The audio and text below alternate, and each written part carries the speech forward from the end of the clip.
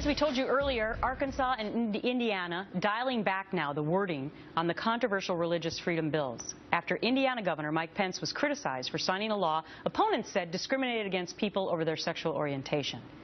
Arkansas Governor Asa Hutchinson hasn't signed the bill yet in his state and is already looking now to make changes and avoid the same backlash, including from his own family. There is clearly a generational gap on this issue. My son Seth signed the petition asking me, Dad, the governor, to veto this bill. And he gave me permission to make that reference. So, on today's Power Panel, Kris Ruby, CEO of Ruby Media Group, a PR and social media agency, attorney Deborah Blum, and Jillian Melchior, a reporter for the National Review. Ladies, great to have you here, especially with your expertise from writing columns to law to PR. So let me start with PR, Kristen. For Mike Pence, can he retrieve any kind of good faith with his constituents and the rest of the country from the PR that's happened with this bill?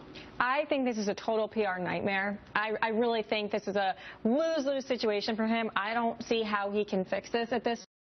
I think preventative measures would have been better on, especially with his handlers. But I also think if there's truly bigotry in his heart, I don't see what PR person could really help that or come in and fix it at this point. We don't know that. We know that he has certainly said in many press conferences and appearances that he does not believe in discrimination.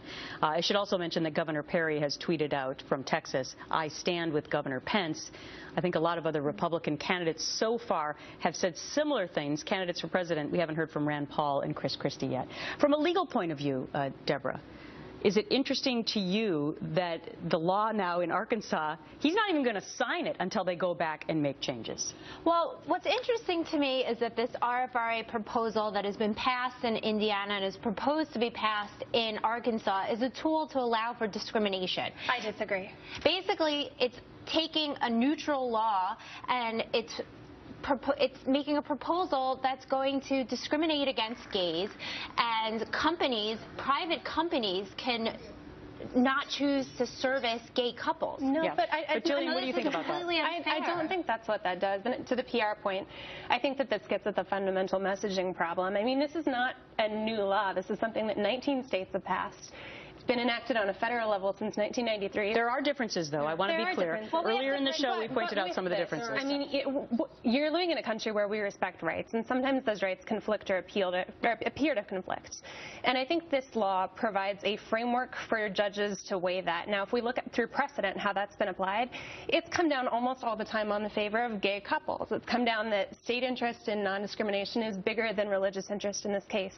So I think it's a big PR problem that it's being interpreted this way, but not necessarily what it does. So speaking of PR, what's going to happen to the other 19 states that have already passed similar laws? Honestly, I'm not sure what's going to happen to them. I mean, I think they're also probably going to have to relook at this.